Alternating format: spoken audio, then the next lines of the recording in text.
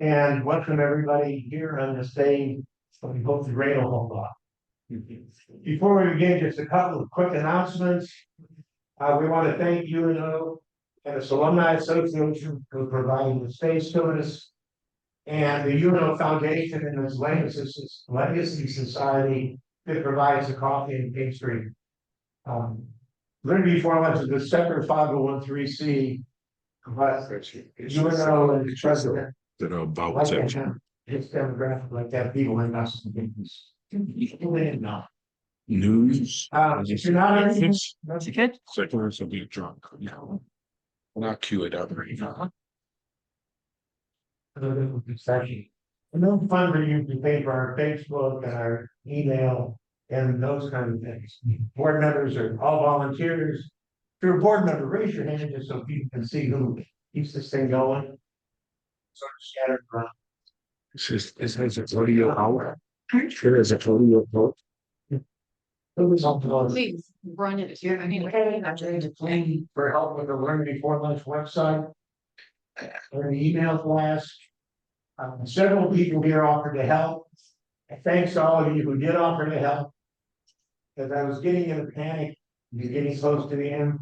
Trip for Primate, one of our board members who's been handling those tasks.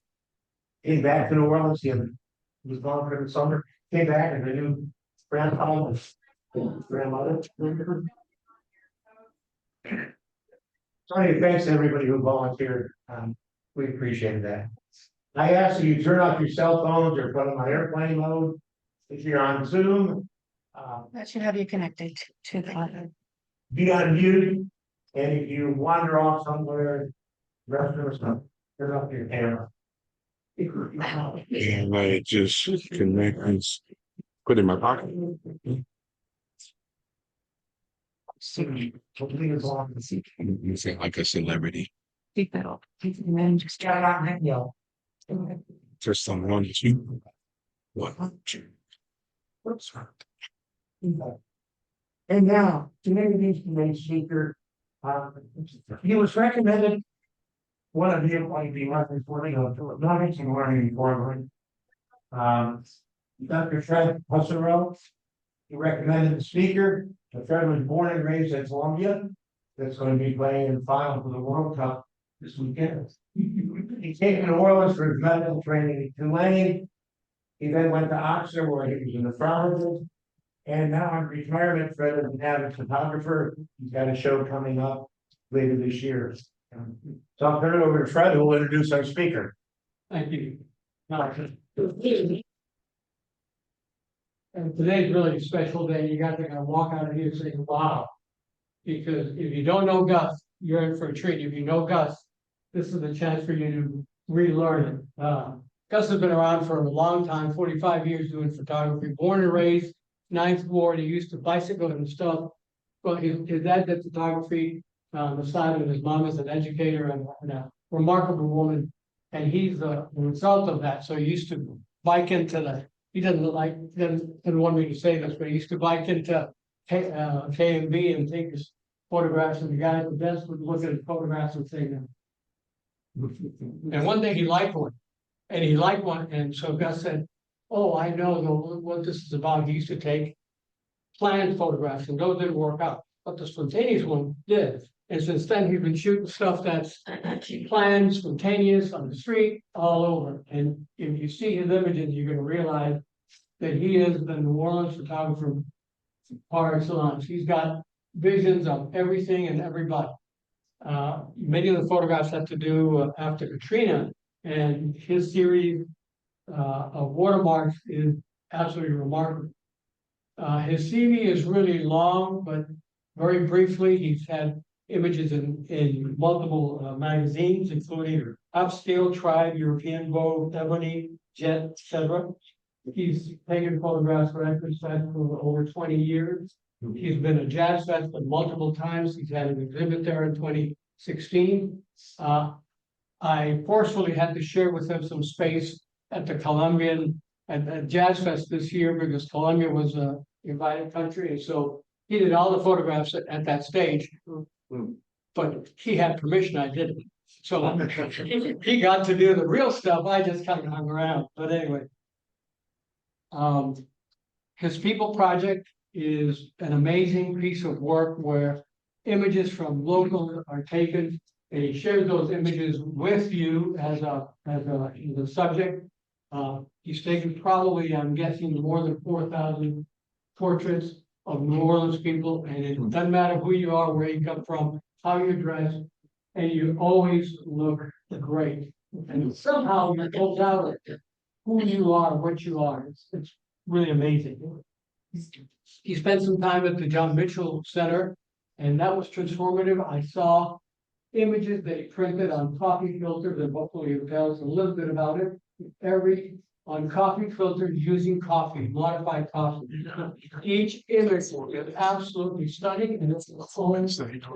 Can't replicate it. Yeah. He has explored narratives from the Mardi Gras Indians. He got a prize for that. He's documented young girls in a series called Patty Cake. He's Saints and Sinners. A series called A Room in My Mother's House, which is really also remarkable. This documents the sanctity of a Black female form and pregnancy. He's been doing, as I say, the People's Project for about 21 years. His last show was at the TAC, Gestures of Refusal. Probably to me the best 3 images of that show. Absolutely stunning. So it could go on and on and on and on, but I think you're going to listen to him, not to me. So Gus, thank you for coming. Appreciate it. I have to stay away from the computer. Give you 1 second. We can talk about one here.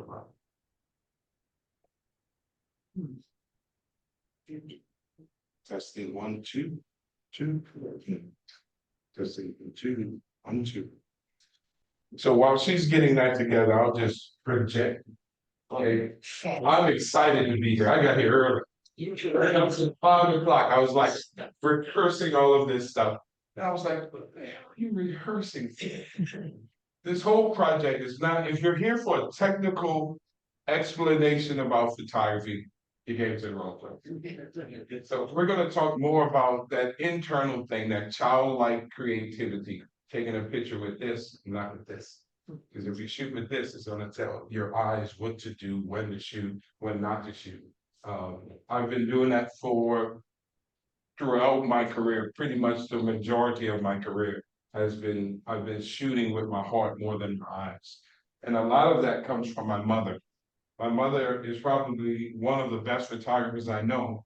And the irony is she's not a photographer, but she can see. She sees things as if they were. And if you know anything about the Bible, it says, see things as if they were, as if they already exist. And that was the first thing my mother told me when she put a camera in my hand. I told my mom I wanted to be a photographer in elementary school. And it wasn't an escape from anything. I was pretty much a good student, but I was always bored. And I'm a Gemini, so hopefully there's always 2 people getting in trouble. And the other one that told the other, you need to do something bad, and it was never anything bad. But the first thing my mom told me when she put the camera on the table, she said, June. She called me June because my name is Gus Bennett Jr. And she talks in the 3rd person. My mom had that bad. She talks in the 3rd person all the time. She said, June, Mom can't teach you photography. You asked for all of this stuff. There it is. And it's set on the table. And to this day, to her death, she never taught me photography. She just taught me how to see things, how to see images. But the next thing she said was so compelling. It didn't hit me at the time because I was really young. And I've told this story so many times because it is the foundation of my work. She said, God had to be a photographer because the first thing he said, not the first thing he did, the first thing he said was what? Let there be light.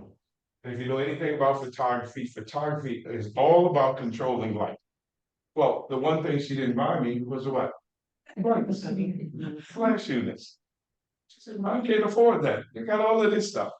She got that equipment, if you know, anybody here remember OKB Camera Center in the French Quarters? Well, I used to stalk the place every day. I would literally, it was my homework, it was my assignment every day I left school. And I would go in there and sit at the counter and just listen, listen, listen, observe, observe, observe. And that's how I learned the technical aspects of photography. I learned what an f-stop was, I learned what a shutter speed, I learned what an ISO was, and I learned that the three work together. The analogy that I use for an f-stop and a shutter speed, when one goes up, the other one goes down. If you're gonna keep it balanced, if I go up twice, I go down twice. And if you keep it the same like that, the picture looks the same, the only thing changed was the depth of field. The perception of the things in the background, either be in focus or out of focus. And I kept all that, I kept writing, I write everything down. I write it down, I've been keeping a journal long before I knew the word journal meant. Sometimes it's just a note on a shirt. My mom killed me when I wrote notes on my sleeve. But she never washed it, she actually kept it. To her, those things were sacred. She knew I was serious about photography. And I started putting those things together. The more I went to Camera, they started accepting me more and more and more. And there was a gentleman, Lee Alvarez. That was the story Fred told you. Lee would come into the place, he never spoke to anybody, or didn't speak too much. And I would rush in when I thought I had something beautiful to show him. And I would go, Lee, check this out. And Lee would pick it up and he would literally do this and walk away. I'm glad I'm not one of those kids of today, because if I do that to a kid today, they won't.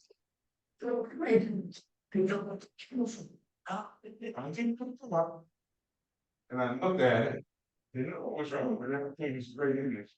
But because I had the notes, I knew the document. And then one day, Lee picked up an image and he looked at it longer than he normally would. And he put it on the counter. He framed it with his hands like that. He took one step down and walked away. To this day, Lee Alvarez never told me what was right or wrong with that image. There was more right with it, but he didn't tell me what was right with it. And then he came back and repositioned it one more time. I thought he changed his mind. But he said, and this is, remember, it goes with my mother's statement. He said, whatever you did for this photo, keep doing it. You know what I did? I took myself out of the equation and I started watching people move. And when you watch people move, like I look like I'm dancing. I'm just talking right now. You're moving, I'm constantly moving. And if you do it right, you're gonna find yourself doing this. You stay out of it and you just watch. And I found myself doing that more and more and more. I started going to Armstrong Park. That was my first studio. At the time. It was beautiful trees. And I remember this weeping willow tree in Armstrong Park. And I photographed this young lady at school. And everybody wanted to date her. But I was a jock of a different sort. I was a jock with a camera. I was low key. And I used to wear suits in high school, and the teacher.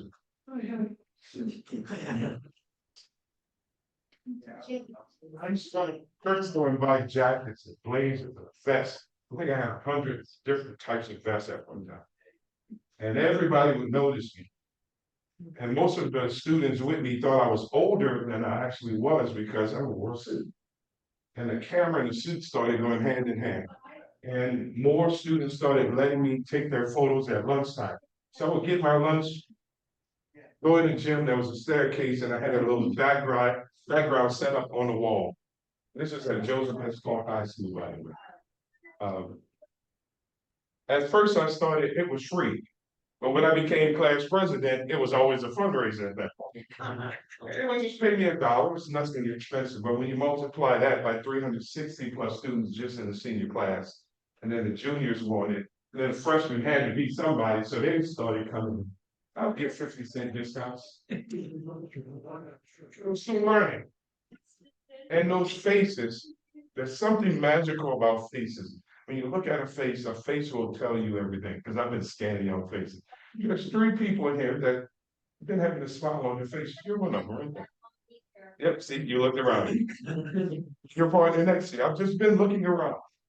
And the faces that are here, there's some people who I'm doing a project called Black Men Smile on the Inside. Come on, that's all. You may look like the grumpy old man.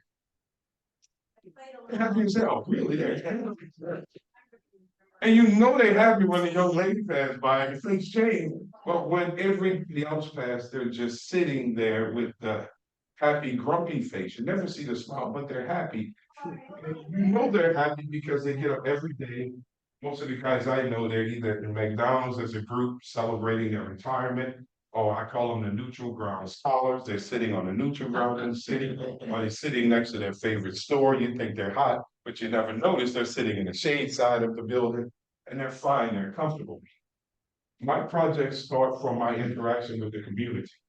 Everything that I see is up for grabs with me. I can tell you some of the projects that you've named a few of. A room in my mother's house started out of my observation of pregnant women during Hurricane Katrina. Those babies never saw the house, the physical house, but they were comfortable in the house. This is the house. Patty cake is about my 2 younger sisters. One died of lupus, and the other one died. She was a nurse, a phlebotomist, and she was so tired from working a double, she pulled too much insulin in a needle and gave herself a shot, thinking it was the right amount, and she went into a diabetic coma. And she stayed in that coma for almost 2 years. And we had 2 younger sisters. Now, the second one with the diabetic coma, she was actually my cousin. Her mother died at birth, and we adopted her, and her and my sister, younger sister, were born in the same month. She was named after my grandmother, my mother's, she was named Althea. And my sister was supposed to be named after her grandmother. They were going to switch the names, but they never did it. My mom made keep her end of the deal, right? And then the second, I'm going to show you some of those images. I had the amazing privilege of doing an internship or residency at the Joan Mitchell Center. It completely changed my life. I started seeing the world in abstract ways. I started shooting potholes, and if you see my potholes, you would want a pothole in your neighborhood. They are hanging on my wall. I started printing on coffee filters. Every time I had lunch with somebody, I would order coffee, and I would find a window and we would take a picture at the window, because again, God made the light, and it came in, it was perfect. And it was soft and it was subdued. And I photographed them. And to remember that interaction, I would print their image on the coffee filter. And it's leading somewhere, I guarantee you. Did a series called Black Code. And initially, the elderly Black community in the city was mad at me because they knew the weight that that phrase Black code carried. But my Black code was different. It was about redefining an identity, not a political identity, not a spiritual or social identity. It was shape, it was form. What did this all mean? This being in shape. And I started shooting beautiful silhouettes. There was this young kid in Africa that I met who created a piece for me. He was 16 years old, and this is it. And I watched him create this. It's a solid piece of mahogany. It's heavy. I watched him cut it. I watched him create it. And when he created it, the wood still had moisture in it.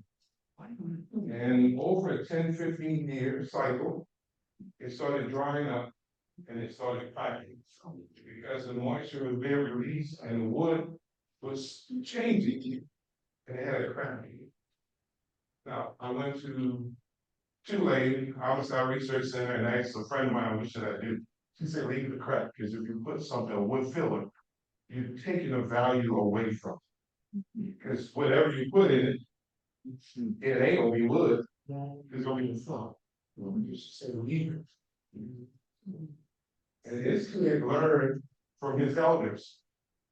So Lee Alvarez, my mother, all of those people were my elders. And I took their stories, I started translating it to images. I'll show you this brief little video clip that they did on me at Joe Mitchell. And by the way, everybody, yes. Can you hold it to this camera for them to see at home? The picture you had there, this will show. Let me get it for you. So they can see that. Sorry to interrupt. This video, You can just give them a show. Just explain me whether or not it's too hard. it's high-end recorders. Hey, everybody at home. That's the picture. I'll put it online so you can see it later. Thank you. Thank you. Not a problem. Right, so I'm going to share this piece and you'll hear some of what I just said come up in the story. You'll see some images of my family that my dad hid inside the wall the house that I inherited. I don't know what that was about, but it was in a metal chest, a military ammunition case. And when I knocked the wall open, there were the images. And there were kids and people in that set. He was definitely hiding something. And I took that series to create the styling for my street photography. And I'll show it to you in a second after this.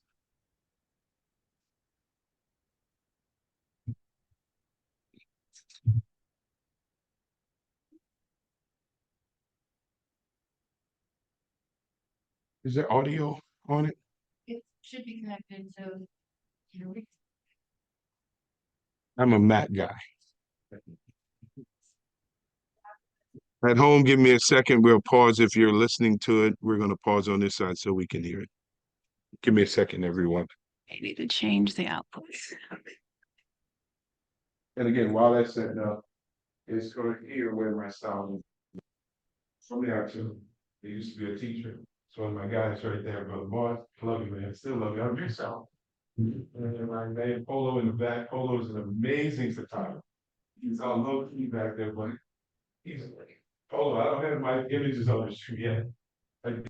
He has this shoe. He has his own tennis shoe with three of them. Huh? Yeah. 3 tennis shoes with his images of New Orleans culture. He's still celebrating. The beauty about New Orleans, beauty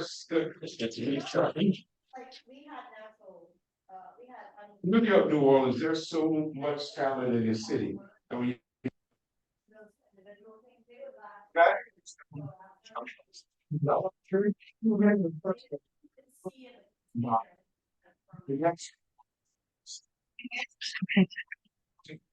so everybody has the same amount of talent. I'm in New Orleans, we forget we're talented. And even equally, it's not the same thing. It's everybody has a different talent. And that's also biblical. My mother told me, your gifts will make ways for you. It will bring you before me. I'm assuming I'm in people can here, every time of the year. Because every time I step in the room, it's always great people, otherwise. So we're going through that. I can show it without the Okay. Well, we can disconnect it from what I thought was going to be the main PA system. Okay. Just That through. is a series. And can we? That's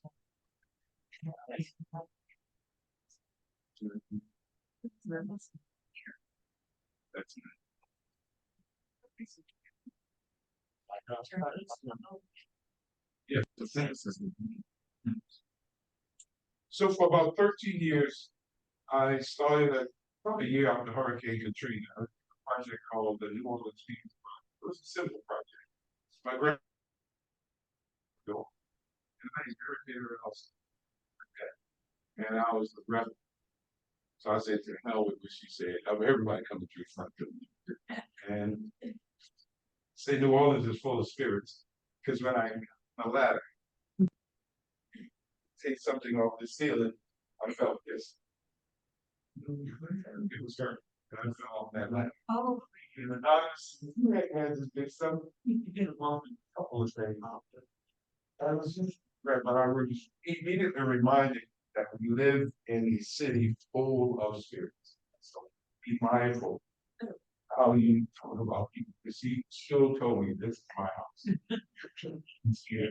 She would bring people, the only people came through her front door was her minister, her pastor, and his church. Right? So, if you start the video, I think they can see it on. I can explain it. Okay, do you want me to restart? Okay, sorry. Yep. No closed captions. You want their productions up and add to it. There you go. So that was me marking up a photo in the studio, making notations. So when I go back and print it again, this is my space. That's Suspicious Black Men Project. It's Black Code. All of this is from Suspicious Black Men. And I'll explain Suspicious Black Men. I wanted that title to be loaded, very loaded. Most of the titles that I use for my projects, they're very loaded. And when you make the title loaded, people want to see that. That was the day I was depressed. I made a quote. God is funny. Sometimes he reminds us to look up by putting a puddle of water with something beautiful in it. And then you go, like that. And he taps you on the shoulder and says, but if you really like that, just look up. This has been right there the whole time. You stop looking at that puddle of water. If you see, I'll go back and pause that one for 1 second. This is from Organic Watermarks. This was shot with Hurricane Katrina debris. The people are real, but the color and the texture is just Hurricane Katrina debris. I was shooting for FEMA at the time. Did a lot of flyover shots, documents, parents, and tangible parents. That's old images. That's my grandfather. That's my mother at 4. Right here, my grandfather, whom I never met, Lemuel Bennett. He's Honduran. He was a merchant seaman. And when I looked at those images, and I love the look of it. This was from a series called Reverse Discrimination. I wanted to check, do a stupid check, but taking a sign that never historically existed. That sign, no whites allowed, never existed. And I would hang it in just odd places around the city. And they go across the street with 300mm lens and eat. And people will pass it. And they will pass it. And every now and then you would get somebody who go, it's offensive, take it down. I was like, well, what's offensive about it? It don't exist that sign. Oh, and the answer would be, oh, I was going to get mad. And then it started our discussion. My images are always designed to create discussions, right? And that's, I think I'm ending it by saying what my mom told me about life. And hopefully the people on the website is hearing it. I'm going to give the club a link where you can actually hear the video, everything I'm saying, and the images that I shared. We'll put it in the link, right? So let's go. That was all of the clippings from Hurricane Katrina. And I was stitching them together, piecing them together, because I knew 10 years, 15, 20 years down the line, that was going to be a story that's told. The irony of most of my beautiful images, they all come out of disaster. Ida, COVID, Katrina, they always come out of it because I'm always trying to give an alternative narrative for COVID, for example. I went back to the Black men who sat on the Nutri-Ground scholars. And I said, I'll give you a mask. I want to take your picture. But in order to take it, you have to wear a mask. And they all agreed. As I walked away, some of them took it off. Hurricane Katrina, all of those images are still preserved. I didn't lose anything. I was working on a master's degree in museum science. And my professor before the storm said, make sure you safeguard your work. And when I returned back, he said, Mr. Bennett, please tell me you have your collection. And I said, Mr. Hernandez, I do. He said, because if you did not have any of your collection or lost any part of it, you were not going to pass this course.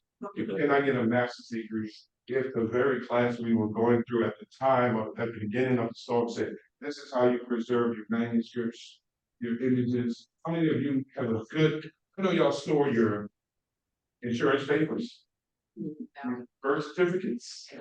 How many people think photos should be preserved in such a way where they're going to be there? The easiest way to do that is buy 10-gallon Ziploc bags and put it in and set it. That's when I first got in trouble after Katrina. There was a home that was totally destroyed.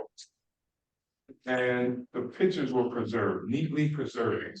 And I saw them on the porch. I went and picked it up.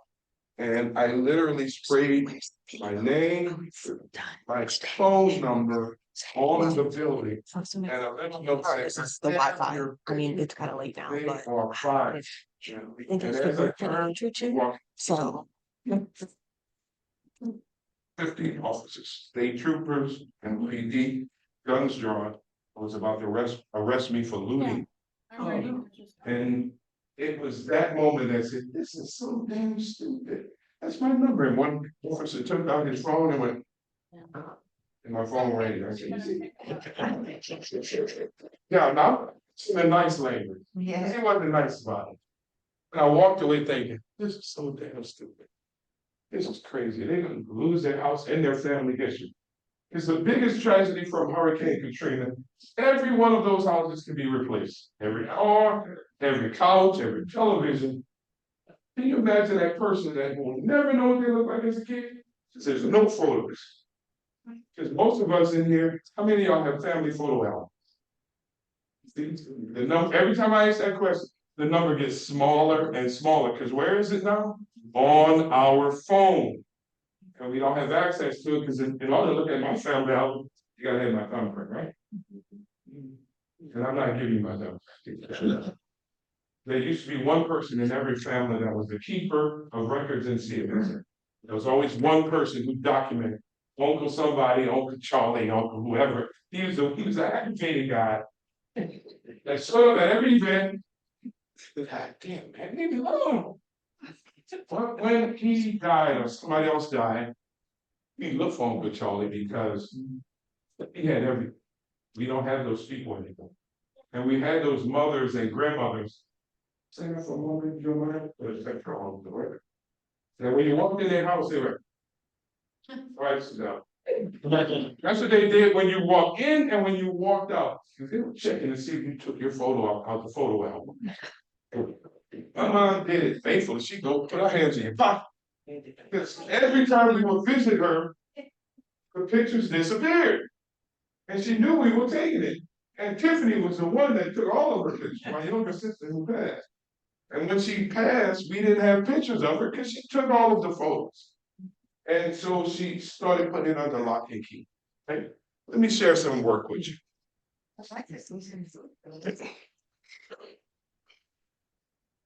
If we can go back to my website. Okay. I'm going to show you the reflection series because I think that's when I really started seeing second lines and the people in New Orleans differently. And it was my way of just making an ugly pothole look. But you got to be a little crazy with me to look at this. So think like a kid for a moment, all right? It's not going to warp your mind. It's not going to make you crazy. But if you look at it and understand it, you're just as crazy as me. I guarantee. It's under the shadows and reflection. There you go. All Where right, you need to be. perfect. And forgive me, y'all, my eyesight is terrible. My camera is fixed for my eyes, but once I take that camera down, I can't see worth a damn. All right.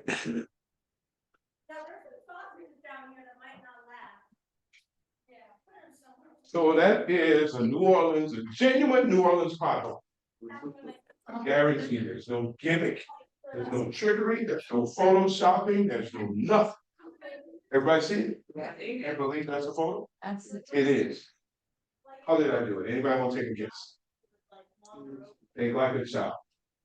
That's always my approach. Every time I taught a class, think like a child and you will see it. So we got inside the pothole? You got in the pothole? Oh, yeah, that's how much. That's still not looking It's a reflection, yes. What else? Did you lie on the ground? Nope, so straight up. And keep in mind, a reflection is just a mirror, by the way. That's all it is. It has to have dirt in it. That's the beauty of it, that you can get something beautiful out of something so dirty. Did you use the mirror? So I shot it normally, then I turned it upside down. Oh. You see, now, the sidewalk is like, It's actually, that's the top. That's the actual bottom and that's the top. So when I shot it, the sidewalk was up there. You see it now? Yeah. Well, that didn't create the illusion I wanted because it still would be a mirror. So then it went from this to this, and then this. Because you notice when we take selfies, with a shirt on, Right. you can read the words, but they're always backwards. I had to flip it. Let me scroll through it right quick. So the clouds are not actually clouds, it's dirt in the water. You bring your spoon, and you go.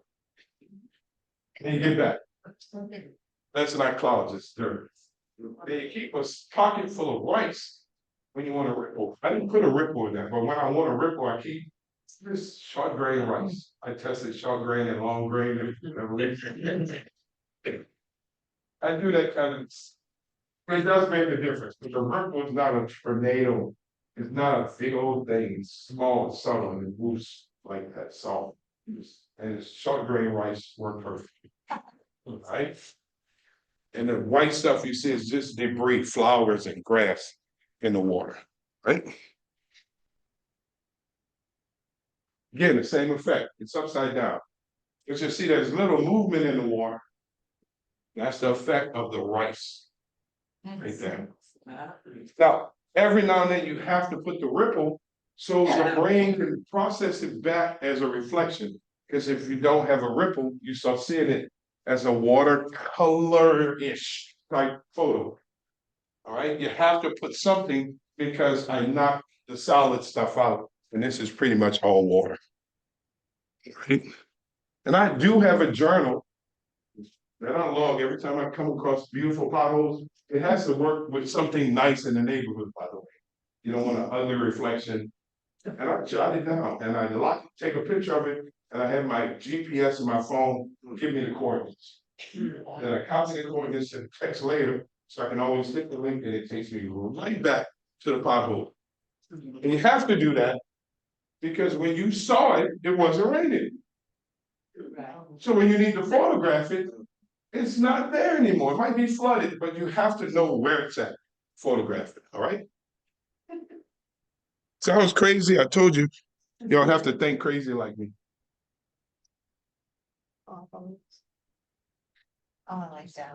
This is from my series called Selma is More Than a Bridge. I'm working on a 2-year project in Selma, Alabama. I won an international photography competition last November. There's no money in Selma.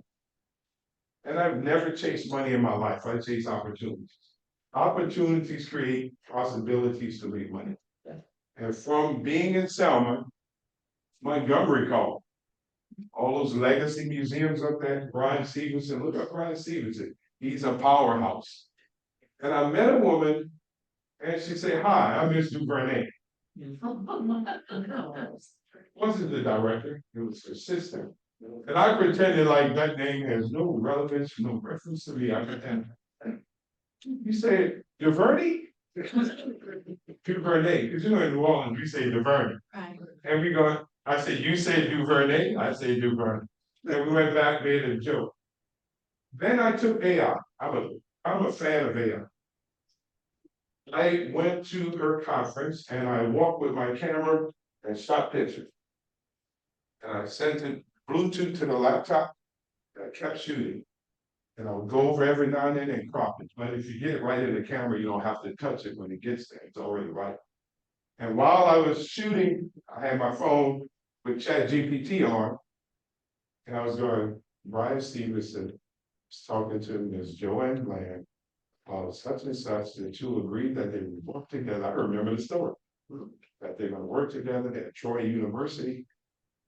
The room was heavily attended from students at the university. And then when I finished, I went back to the top and typed the phrase, turn the following into a press release with an AP style caption. That's it. And I went, put it back in my pocket, checked the photos, made them small. I said, "It's new for there. You got an iPhone?" She said, "Yeah, why?" I said, "Turn on your AirDrop." And I walked out the door. And by the time I took 3 steps out the door, she went, "Gus, And I pretended like I didn't know what I was doing, and she said, "How did you do that?" She said, "I watched you the whole damn time. Too tight, it was too big, shoelace. It was very detailed, who, what, where, when, and why. And a little color and a little context, so. I said, if you call me, I'll show you and your staff how to do it. I said, I'll see you later. 2 weeks later, I got a call. She works for a company called the Equal Justice Initiative with Brian Stevens. I was like, okay. She said, are you available on such and such a day? I said, yes.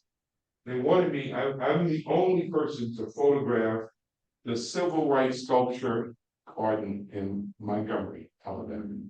No one else has photographed every single piece. There are pieces in that. There's a young urban photo of a Confederacy type photo, but it's a young black man with braids, and he's dead. He's dying on a horse. This horse is so big that when you stand right next to it and look up, it's like you're looking at a mountain. And I couldn't photograph it in its entirety. I had to get a 16mm lens and make it look like a miniature. Because it's so big and it's so detailed and it's symbolic. He has Nike tennis shoes on, a scarf in his hand. The braids are so detailed, you think one of the hairs coming out. I got that job, and then a month or so later, they called me again. And these are just, again, I don't want people to give me money. Money, I get and spend it. Give me an opportunity to create an opportunity. And the next job, I just got back, and it's not me bragging. I tell people, in order to tell your story, you got to use the word me and I. So I'm not a narcissist. They hired me to photograph Nick Marcellus, and I walked in there like we were homeboys. So when happened to have photos of his dad, Alex, if he was in the New Orleans People Project. Esperanza Spalding, yes. Are those rice ripples? No, that is a ripple from a tree. And I watched it for about 5 minutes. And then there was a biblical story. Now, anybody want to tell me the biblical story of that? See if you see it the way I saw it. I was just looking at it. Wow. It's like a close. I'm saying, yeah, it's obvious as well. What do you see next? It looks like on a hilltop. On a hilltop, yes. What do you see again? What does a circle represent? No, if I'm getting married, circle means what? Eternity and what else? Remember I said today you will be with me in paradise? Look at the third circle. There was one of them that didn't get that promise, you see? Yeah. So when I saw that, this is how my brain saw it. The technical name was Golgotha's Hill, which is the hill of skulls, right? It looked like skulls to me. Yeah. That was Mount Calvary. That's a cross. Sure. On that cross, it has First and MLK. That's from another project I'm doing. I've been to so many cities and states doing a project called on a street named MLK. It's the irony of that street. Beautiful name, but the ironies always get me. This is the one who believed because he's connected in the bigger circle. That's the one that said, well, if you truly are who you say you are, get yourself down. You notice this circle has a break in it. It's not connected to the narrative. So when I saw that, that's what I saw. I didn't plan to shoot that, but I saw it the more I looked at it. Right? And that was my mother's theological teaching coming in. We scroll through this real fast. Anybody have any questions, comments, complaints, criticism? Suggestion. Go for it. Anything. Fantastic. Thank you, thank you. Thank you for that encouragement to be in the moment. Where's that voice coming from? I can't see it. But you're encouraged to be in the moment, to slow down, to see, and also to feel Yes. what's around us. Yes. To recognize patterns or lack of patterns. To, I guess, interpret just existence. Yes. So thanks. Not a problem. Here's my response to that, because someone else told me just what you said. If you shoot, watch how odd this sounds. If you shoot pictures with this, it'll make this work better. But if you shoot with this, you can go wrong every time. Because your eyes will always be, for example, second line. You ever notice that second lines, all the photographers, when somebody's real dancing, everybody just charge that person. And they all on top of each other. I'm like, they go over there. So my rule with second line photography, if everybody's over there, you've seen me do it, right? If everybody's over there, I'm over here. Right. When they come over here, I'm back over there. And if they split it, I'm standing right here. If everybody's shooting high, I'm shooting low. And I always like the perspective because my son shot a picture when I was trying to get him to become a photographer. And he shot a picture for years. It wasn't until he was 16 or 17 that I realized that's not my picture. My son shot that when he was a kid. I checked the metadata and I knew the serial number of his camera. It was his picture. The only thing changed, the kids, the world is beautiful when you're looking at it like this. Right. That's all you're thinking. It's beautiful. Everything is magical. If you got a basketball player that you like, and when you see him, and he looks like this, and you look like that, and he's standing in front of you and he looks like this, Yeah. it's wonderful at that point. And you take that memory with you the rest of your life. So I'll scroll through this quick. Are you saying that you can take these kind of beautiful pictures with your iPhone? No, these were shot with a phone. But could you with, no, not. Yes, there are books made with iPhones. Most people shoot iPhone photos like an iPhone. They go click, click, click, click. Yes. Have you ever exhibited at the Ogden Museum of Southern Art? Nope. Why not? Don't know. Don't know. So Kennedy, I'm up at the CNC right now. And One of the better. Polo was saying, if you pick up your phone, you might get an exhibit. I'll answer that. And to say, I'm an open book. For a long time, I suffered from depression. No one knew it, because when I stepped out the door, it was like this game face on. And I functioned like somebody who was frank. But I went through a major life-changing incident. And I'm not afraid. I got arrested because someone said I threw her through a wall. Never happened. You know how I know it didn't happen? I was doing renovations in my space and it got recorded. And she didn't know. And a beautiful judge said, he didn't do that. He didn't do it. And they threw it away, but it didn't change my existence. And during that time is when I came up with a lot of my creativity because I was walking like this. That's how I saw more puddles of water. And that message, man, you need to look up every now and then. Man, it's sad. If you like it and you photograph it, obviously you like it. It's thin right there. And then one day, about 3 years ago? Actually, this year was the first time I got back on the street to do second line photos. And I got up like I was about to do this. And I knew exactly where those pictures were going. Because I looked at everybody's photos before I went on the street. I said, yep, saw that, did that, done it, not doing it again. So when I went out on the street, I took every project that I've ever done. On my feet, I made it home was a project for my son. When I was evacuating, I didn't want to photograph the ugly thing, but I wanted to tell him where I went. So everywhere I went. With an iPhone. Who asked me about the iPhone? With the iPhone. No feet, iPhone. Stafford, Texas, Culver City, California, Houston, Baton Rouge, everywhere. Before I knew it, I had hundreds of photos. And I told a narrative. If on a mountain I can stand and see and look beyond the road where I've been, an endless street. Now I'm hoping where I'm at, could I see what my mind knew all along, tell my feet I made it home. You ever notice when you get home, it knows before your damn brain? It's true. Your brain just automatically is like GPS. Go home. Keep walking, go home, keep going. Sometimes your brain don't know because you're still confused, you're still depressed, but your brain is just going home, home, home, home, and home. And then my brain goes, you at home. That's how I did it. The answer is yes, but you gotta know how to control it. Use it like a perfect tool instead of just this. Right? That's all shot on my front porch, by the way. No flash, all available light. The color is the out of focus dead leaf. That's another leaf that's split. You can see the tip right there. See it?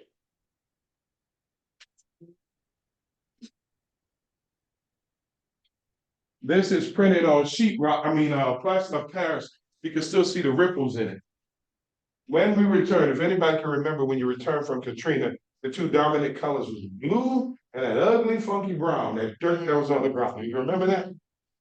That's why you see that color. I can smell it.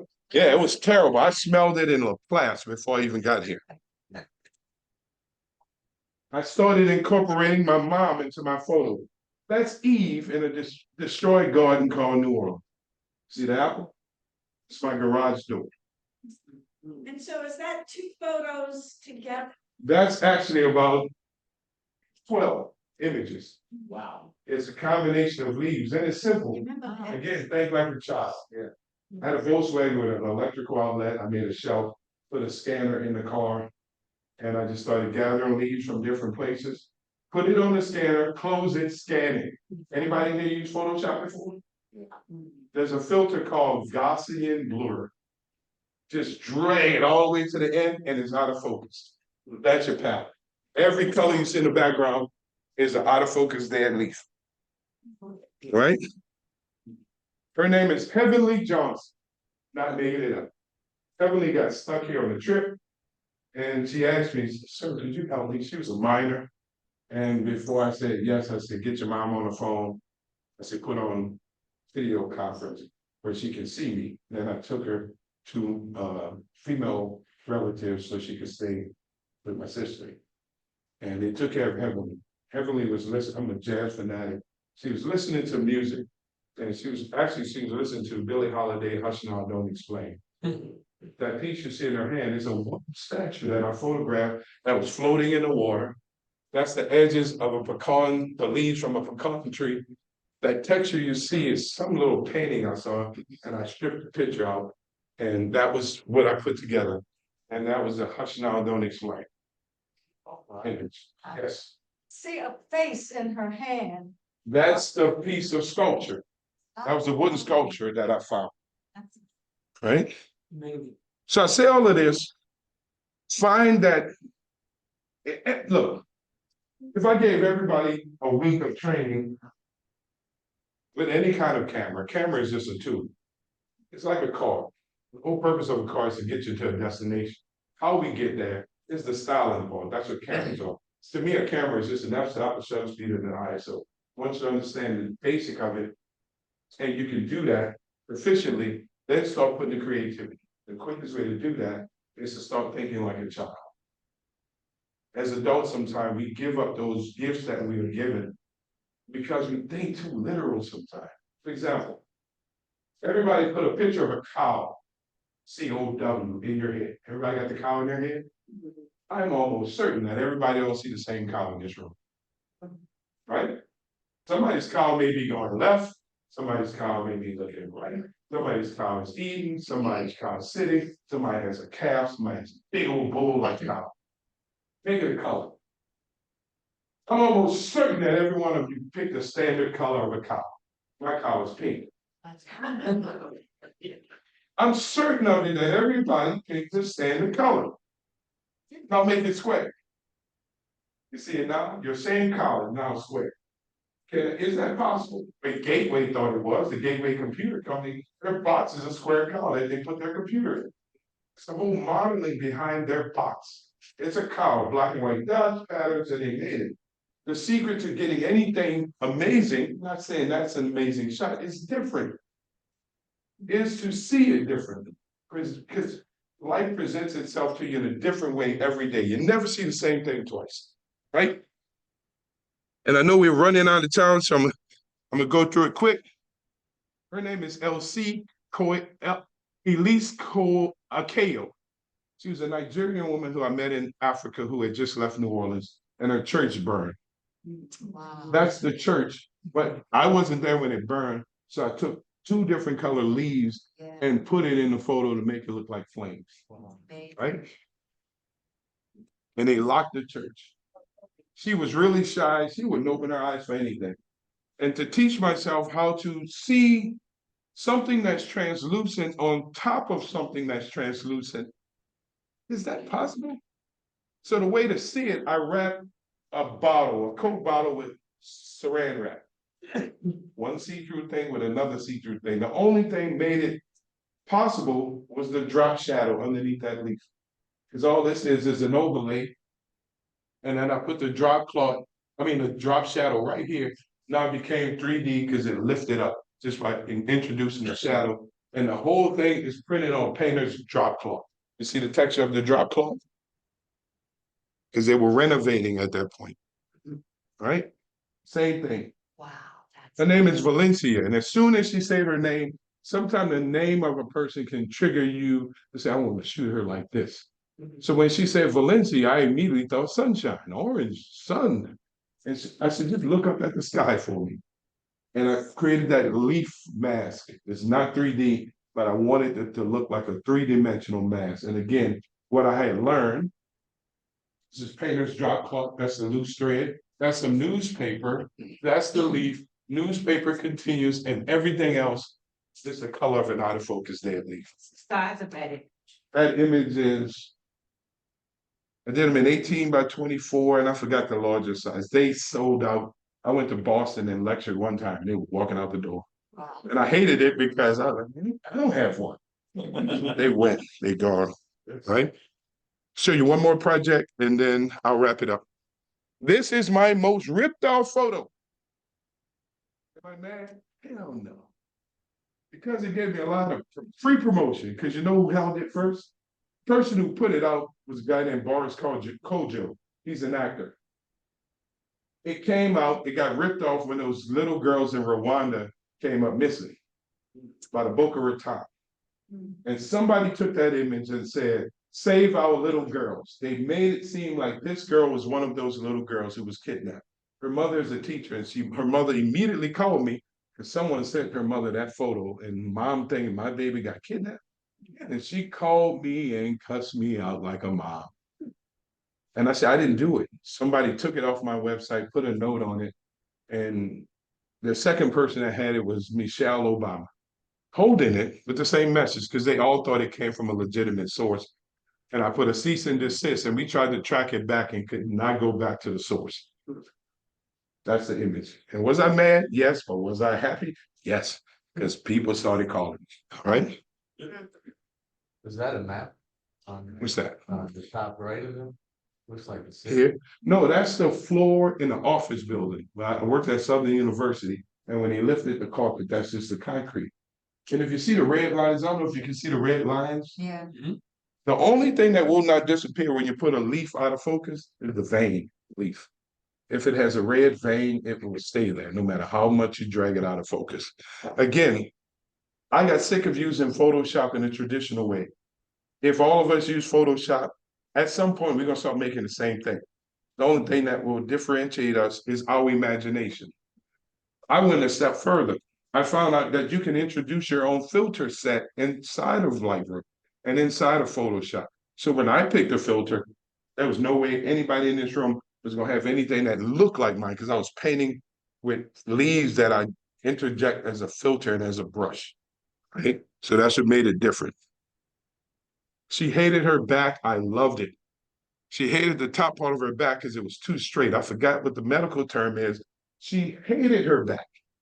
And I interjected bricks in her body to make it even more rigid.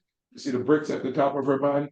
That's a brick wall. Interjected because I wanted her to see her back is perfect. Stop making something out of nothing. It's beautiful. Because I'm sure any man that looks at her, they're going, no, I don't want to date her. Her back is up. It's not going to happen. And she's amazing. And she had a superhero named Makia Jovar, something. Makia, no, that's the singer. Makia something. I forgot her last name, but it was a superhero name, and I wanted her to just be that rigid, beautiful structure. And then when she saw it, she was like, I kind of like my back, right? And last one, and we're going to wrap it up. Anybody have a question? Go for it. Somebody online asked, where can they purchase your book? So I have there's gonna actually be a tab on this site at midway through next month. Because I'm doing all of the legal stuff right now. I'm getting back with the individual. It's gonna be the first 10 images that I introduce. So midway, just come back to gusbennett.com and you're gonna have a tab on there that say prints for sale. Because I wanted to do it legally. You know, it's easy for me to post images of people that I photographed on the street because, you know, some people claim, oh, it's public domain. But I see these people all the time. And I would not feel right if I posted their images and I made a profit off of it and they got nothing. Now, I'm not gonna give them half, but they're gonna get something just for being present at the moment and me photographing them. So midway through next year, next month, I'm gonna have the site up. It's just gonna be a tab. It's probably gonna be next to the contact button on there. All right. And the last one, second line. Saying that you have your work. And amazing, all the Thank you. online comments. What's her name? Tell I'm single. Hey Cooper, I'm single. I'm available. Make pictures together. So this season to me was one of the most amazing seasons for me. If you are curious about where I got my style from, there's nothing new under the sun, and I'm not afraid to tell it. There's a photographer named Henry Cartier-Bresson. You heard of him. I love his street photography. I like how he used shadows and light. But I merged it with a photographer named Platon. And he uses wide-angle lenses to do portraits, which is a big no-no. Everybody who's ever taught technically or officially to be a photographer, who takes a picture with a 12mm lens? Who shoots a portrait with a 10mm lens? I want to just warp the story. Well, I learned how to do it. It's all about angles and how close you get to someone. So all of this is with, like I walk up to Mardi Gras Indians, if you notice, they always want to do this. I'm a big chief. I'm like, okay, you are, but I don't want that. And then I walk up to them and go, I just want to do this. I want to shoot your face. Is it okay? And they give me permission.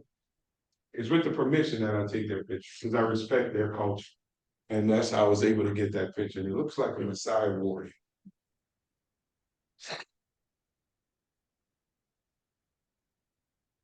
That goes with the Patty Cake series. That's that tribute to my two sisters. That is my hardest series, by the way. Because as a grown man, you cannot walk up to a mother or a father and say, can I photograph you? And if they tell me yes without questioning, I will tell them never mind. Because the question should always come if I walk up to you and say, can I photograph your baby? Because the first question is, why are you looking at it in the first place? Right. I've done it in Walmart, on the street, every time I shoot them. And at first she didn't want to do anything. I said, all I want you to do is this. She turned, and that was on the corner of Washington Avenue and Broad Street. Every Easter, I find some little beautiful Black girl to commemorate my two sisters who passed. And it's called Patty Cake, based on the game Patty Cake. Right? I love when Black women ignore you. I'll try to ignore you because it's still beautiful. I shot her picture once. She was like, cool, take my picture. I was leaving and wanted to shoot it a second time. That was the booted up look she gave me. I said, I'll take it. It was still beautiful to me. All right. I saw the world quite fuzzy that day. Earlier, we had a discussion in here. This is the day that an Asian guy and a little white guy came out with a Associated Pleasure Club for the first time that I can remember. And they were masking and not masking. They were with the group. It wasn't on the fringes. They were a member of the group. And a lot of people were giving them the side eye. And it just goes to show you, the question then becomes, what is culture if it's not shared? Doesn't matter what my opinion is. I never have an opinion when I'm on the street. I just document, let the camera tell the story, and I put it out there.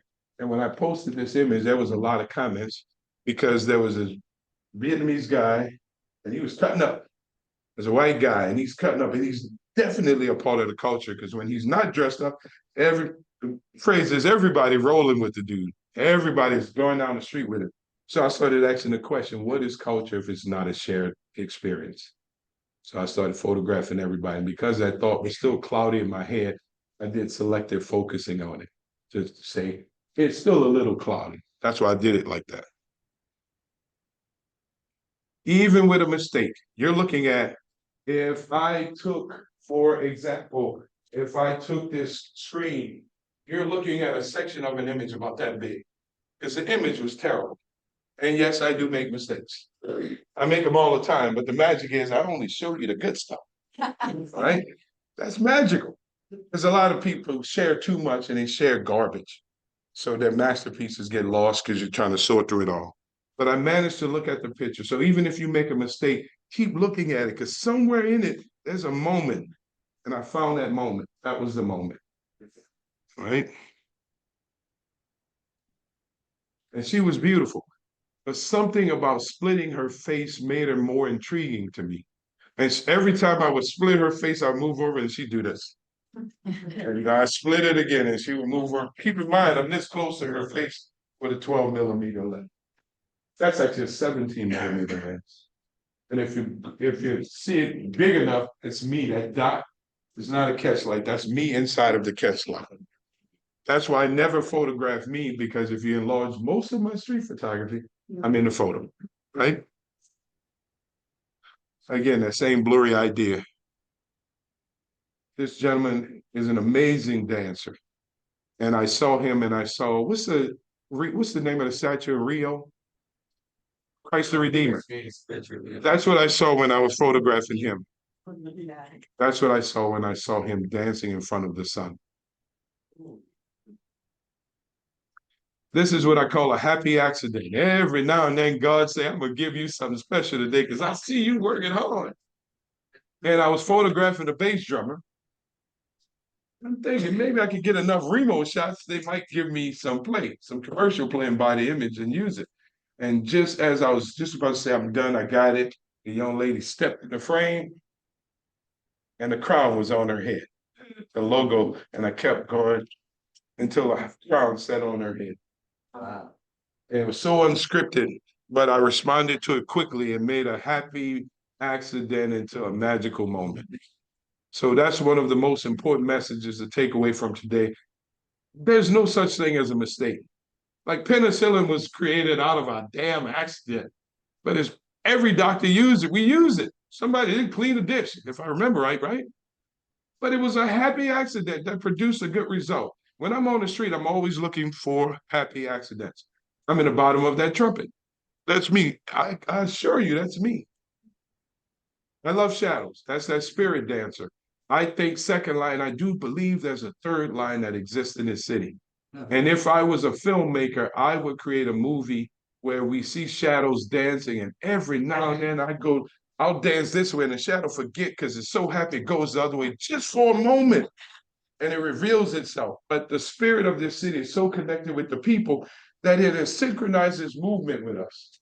We're doing this, but I swear that damn shadow is separate from that person. And every time I see it, and only one shot I've never got that I always look for is the second line band coming up the street with the sun behind them. And I have to hide my shadow in their space to get their shadow out front. Because if I stand up, I'm part of the image. But I got to keep moving behind, usually with somebody's butt in my face, trying to find that moment where I get the trombone, the trumpet, saxophonist, because you see it. I've done it with a drone and you can see it from the top easily. But I want it where it's just shadows going forward. And I want to do a book just on spirits and shadows. Any questions? Yes. Can't resist. Have you ever presented to students at the university here? No. Make it happen. I'll be here. Thanks. You can do multiple days. I do a week. Doesn't matter. I love teaching students because I learned photography really early. If it was me, every kid would take a photography class because it's not just about photography. Photography teaches us how to interact. I may seem like I'm an extrovert now, but I'm actually an introvert hiding behind photography. I'm not a public person because people always ask me, hey, where you go? I can't find you. If it's not a second line, you go? I go to my house. I sit in my house from one Sunday to the next. And second lines to me are so spiritual. It's like just people dancing it off. That was an odd shot because it was hot and she had her fur hat on. Who am I to tell her she was wrong? Because she looked good. Right? Even that kid is in the spirit. And it wasn't scripted. I didn't ask him to do it. I walked up on him just in the spirit. This is from a series called Get It, Girl. If you know anything about street culture, when they show up, you go get it, girl. And I love them. They're their own parade. People follow them. There's this new thing, and I'll close on that. There's this new thing I suggested to the ladies. She was so sexy, so wow. I said, do you realize how many men and women are following you right now? She said, yeah, I know. I said, do me a favor, make a movie every Sunday. Put your phone in your pocket and turn the video on and dance or walk. And you will see everybody behind you going. And she did it, came back the next week and showed it to me. It was amazing. It was amazing. Any questions? And that's my presentation. When you have a second line, you're gonna hear respect the line. All it means is stay on that side, don't come on inside until you're invited. Right? Super Sunday, shadows, just culture. I love that one. Yeah. And she was serious. She would not let me pass. It was on this. Anybody ever saw Lord of the Ring? Remember that scene in Lord of the Ring? Sure. And when I went this way, she went that way. When I went this way, and I just had to go. That's how I got it. All right, I'm done. Thank you.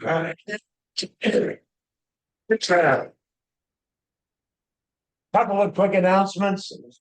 I mean, first of all, we give our speakers at Learning Before Lunch a logo umbrella from Learning Before Lunch. Thanks, guys. Yeah. Just a couple of quick announcements. We got a couple of photographers here.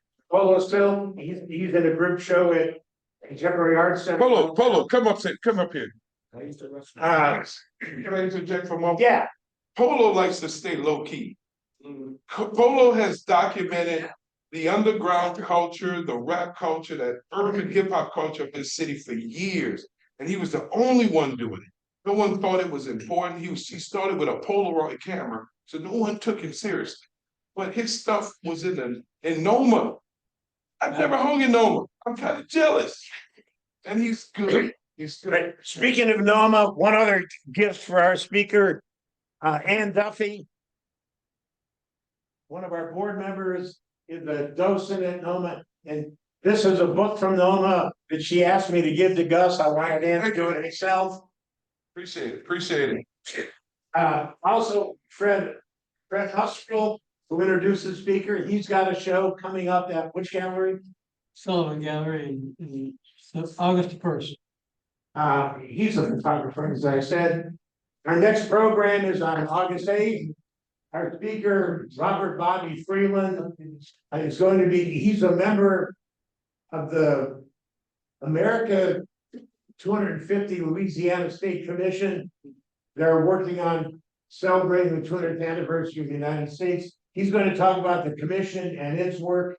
You may know Bobby from other times when he's talked about the Spanish in Louisiana. Our September speaker is Kathy Anderson, who's a certified music practitioner at a Harkless, and she's going to talk about the science and research behind therapeutic music.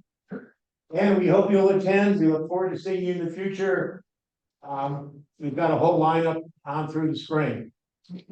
Thanks for being here. Thanks for being here.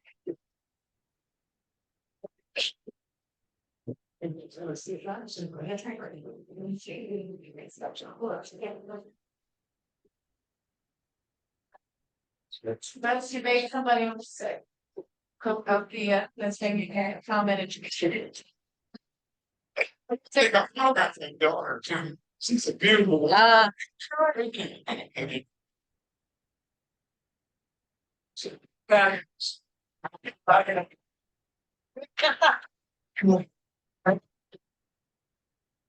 That's a heavy stuff. Let's look at what I'm gonna do first. All right, it's fine. It's not fantastic. No, I'm